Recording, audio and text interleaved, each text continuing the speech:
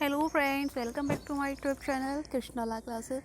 तो हम आज देखेंगे वर्ल्ड ज्योग्राफी के अंतर्गत पृथ्वी की उत्पत्ति एवं भूगर्भिक इतिहास, जो कि आपके लिए यूपीएपीओ के पॉइंट ऑफ व्यू से वेरी इंपॉर्टेंट हो सकता है। तो चलिए स्टार्ट करते हैं। तो वह विद्वान जिसने सुझाव दिया है कि पृथ्वी की उत्पत्ति गैसों और धूल कणों से हुई है, तो किसने दिया? ये ओशमिट ने। ठीक है, जिसने ओशमिट ने कहा है कि पृथ्वी की जो उत्पत्ति हुई है गैस और धूल के कणों से हुई है। पृथ्वी की आयु निर्धारित करने में जिस विधि का प्रयोग करते हैं वह कौन सी विधि है? तो वह यूरेनियम डेटिंग। ठीक है। महान हिमयुग का संबंध है प्लीस्टोसीन युग से। जो महान युग है उसे कौन सा युग बोलते हैं? प्लीस्टोसीन से। ठीक है। वह काल जिसको प्राय लघु हिमालय माना गया है, तो वह 1300 ईस्वी से 1870 ईस्वी डायनासोर का काल था, आज से लगभग 6 करोड़ 70 लाख वर्ष पूर्व। ठीक है। महाद्वीपों के अलग होने का कारण है विवर्तनिक क्रिया। और भारत प्राचीन सुपर महाद्वीप गोंडवानालैंड का भाग था। इसमें वर्तमान समय का भूभाग शामिल है, वह है दक्षिण अमेरिका, अफ्रीका, ऑस्ट्रेलिया। ठीक है। जो प्राचीन भारत प्राचीन सुपर महाद्वीप गोंडवानालैंड का जो भाग था, उसमें वर्तमान समय का जो भूभाग था वह था दक्षिण अमेरिका, अफ्रीका और ऑस्ट्रेलिया। पृथ्वी पर मूलतः एक ही विशाल भूखंड था जिसे कहते थे पेंजिया। ठीक है। और महाद्वीपों में से गोंडवानालैंड का भाग नहीं था, तो वो था उत्तरी अमेरिका। ठीक है। उत्तरी अमेरिका को गोंडवानालैंड का भाग नहीं माना गया था। और पृथ्वी के जीवन के प्रादुर्भाव के प्रथम जीवाश्मिक साक्ष्य का काल है, तो वह लगभग 3.5 बिलियन वर्ष पूर्व। ठीक है।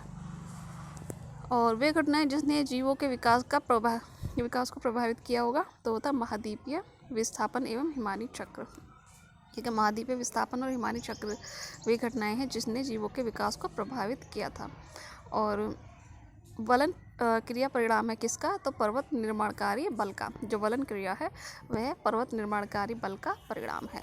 पृथ्वी के पृष्ठ पर गतिक परिवर्तन लाने के लिए जिम्मेदार है, तो वह विद्युत चुंबकीय विकिरण, भूतापीय ऊर्जा, गुरुत्वीय बल, प्लेट संचलन और पृथ्वी का घूर्णन और पृथ्वी का परिक्रमण। ठीक है। ये पृथ्वी के पृष्ठ पर गतिक परिवर्तन लाने के लिए जिम्मेदार है। विद्युत चुंबकीय विकिरण, भूतापीय ऊर्जा, गुरुत्वीय बल, प्लेट संचलन, पृथ्वी का घूर्णन और पृथ्वी का परिक्रमण।